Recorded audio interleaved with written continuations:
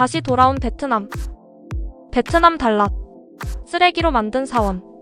달랏에 숨겨진 명소 림푸억 사원. 달랏 여행 4일차. 매일 기대되는 달랏의 아침. 맑고 깨끗한 하늘로 가득한 하루의 시작입니다. 오늘도 새들의 지저귀는 소리를 들으며 예쁜 정원에서 아침 식사를 하고 정원을 둘러봅니다. 한 번씩 비가 내릴 때마다 정원의 꽃과 나무들은 초록의 싱그러움을 가득 머금고 쑥쑥 자라나는 게 느껴졌습니다. 며칠 전 이곳에 왔을 때보다 화단의 화초들도 제법 키가 많이 컸고 꽃잎이 작은 꽃들은 작은 바람에 흔들리며 활짝 웃어줍니다.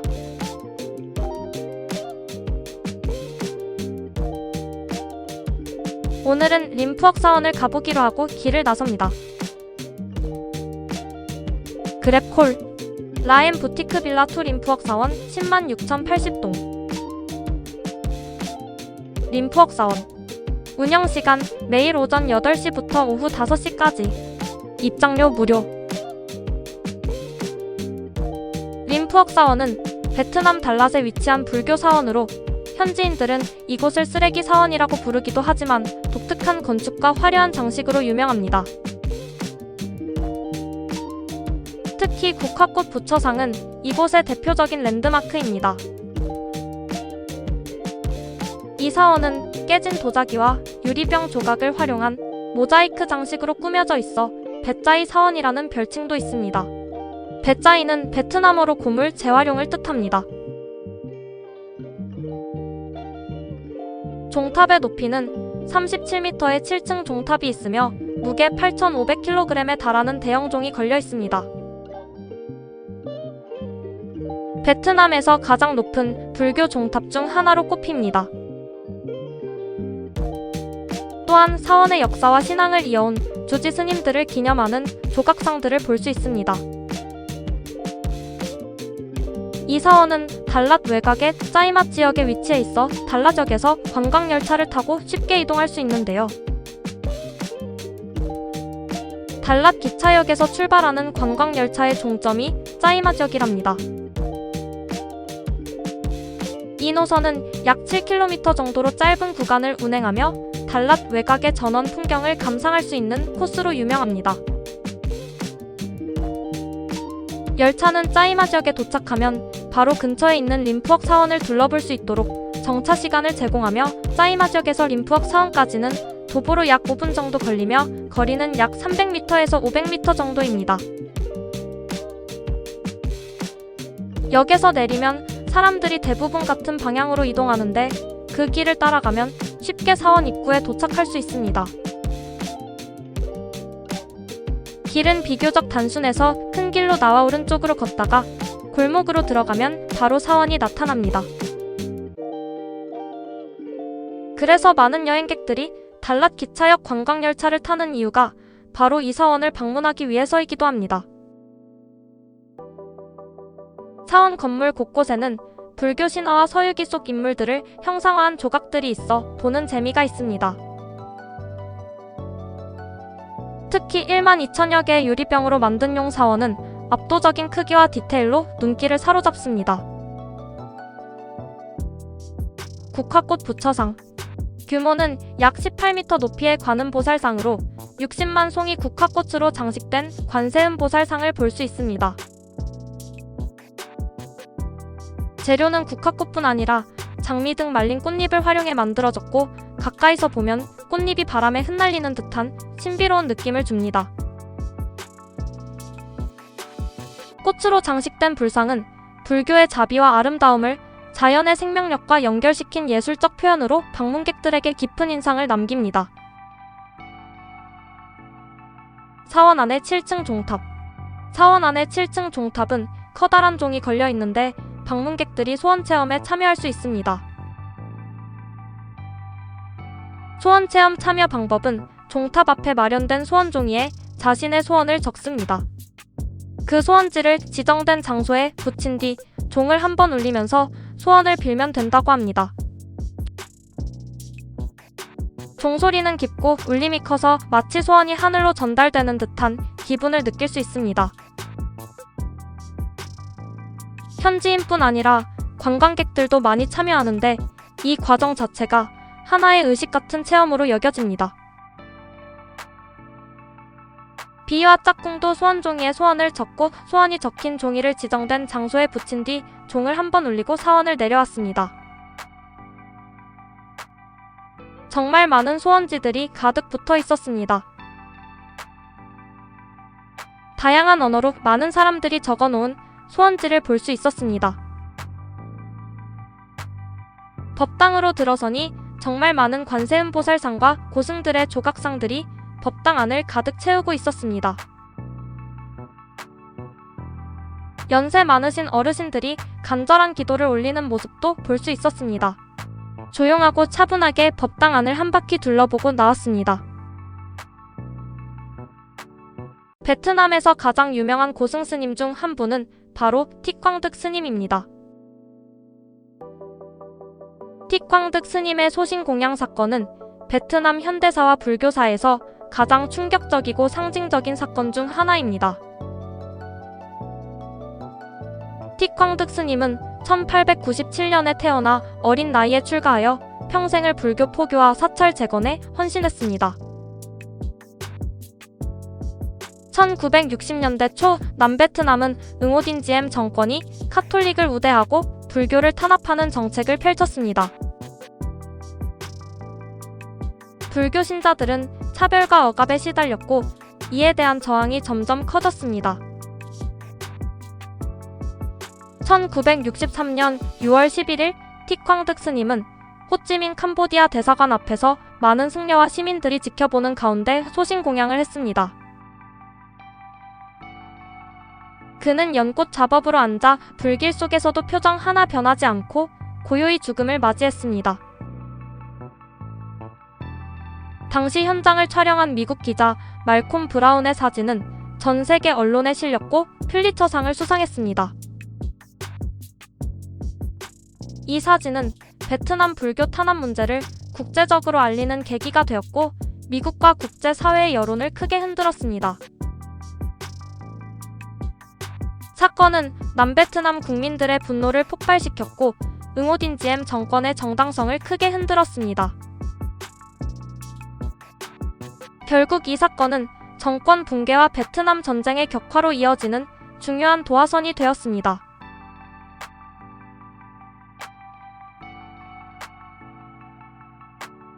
틱광득 스님의 유해를 화장하는 과정에서 그의 심장이 손상되지 않고 남아 불멸의 심장으로 불리며 신성시되었습니다.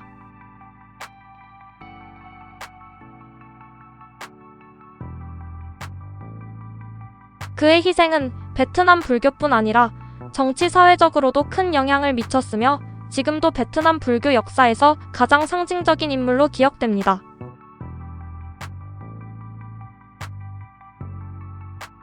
이 사건은 단순한 개인의 희생이 아니라 불교 신앙과 사회 정의를 위한 항거로 기억되며 지금도 베트남과 세계 불교계에서 깊은 존경을 받고 있습니다.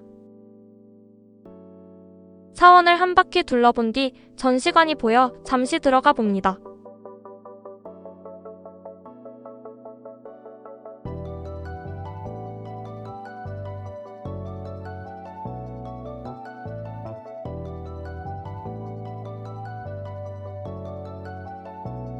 큰 나무에 아주 커다란 열매가 보여 가까이 다가가 보니 잭프룻 나무였습니다. 아주 큰 잭프룻이 여러 개 열려 있었고 굵은 나뭇가지에 매달린 잭프룻은 처음 보는 터라 그저 신기하기만 했습니다. 작은 정원을 구경하며 전시관 입구로 가니 귀여운 양대리가 한낮의 더위를 피해 그늘에서 낮잠을 자고 있었습니다. 누워서 편히 자면 좋으련만 앉아서 꾸벅꾸벅 졸고 있는 모습이 정말 귀엽기도 하고 안쓰럽기도 합니다.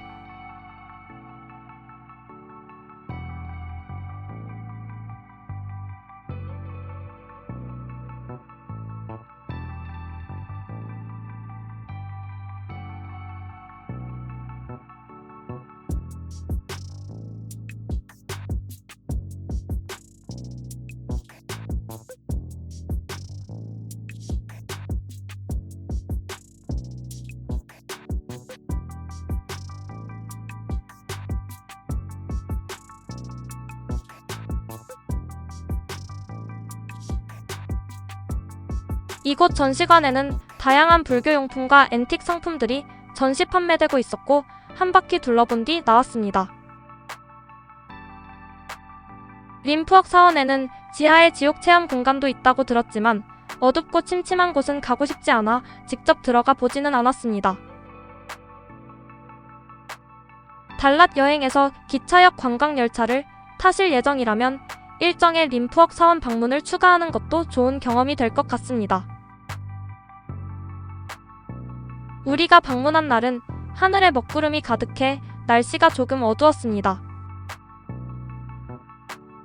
날씨가 화창한 날에 방문하면 햇살을 머금고 반짝이는 유리 조각들이 한층 더 빛나며 그 아름다움을 온전히 느낄 수 있을 것 같습니다.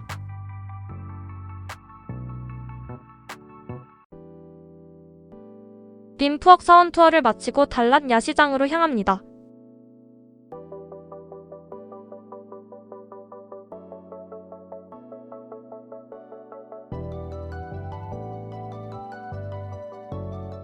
그랩콜 림푸억 투 달랏 야시장 104,000동.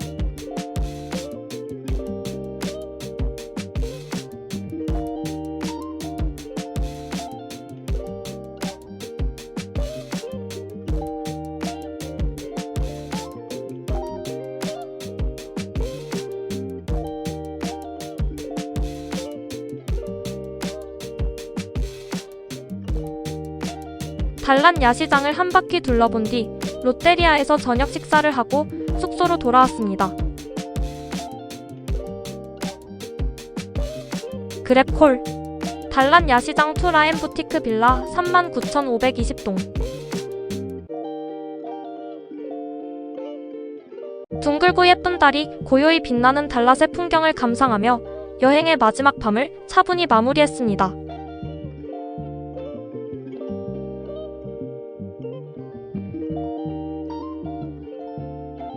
달랏에서 4박 5일간의 여행을 마치고 동남아 여행의 첫걸음을 내디뎠던 도시 랴짱으로 다시 돌아갑니다. 백세르 앱 9인승 리무진 버스 달랏 투 랴짱 2명 50만 동.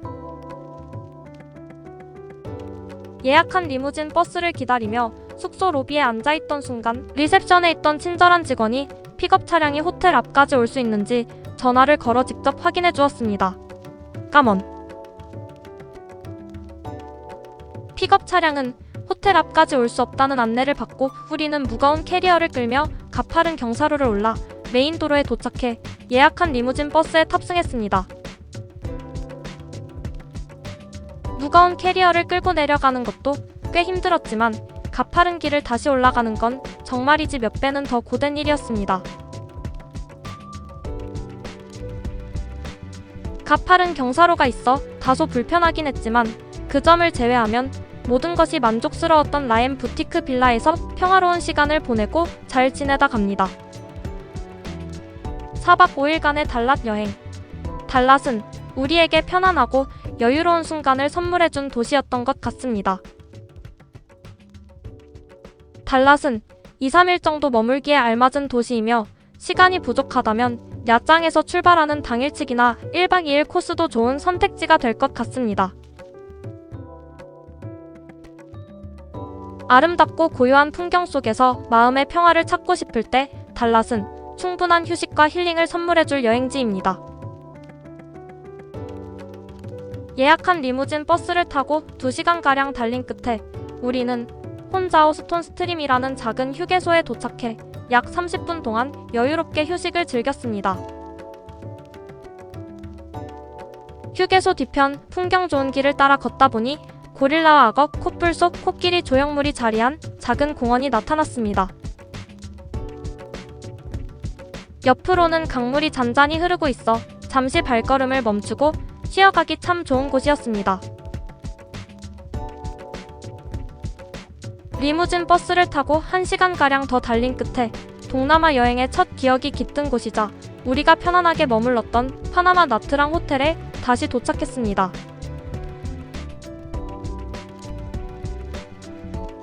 아름다운 바다가 있는 야짱에서 보내게 될 19박 20일.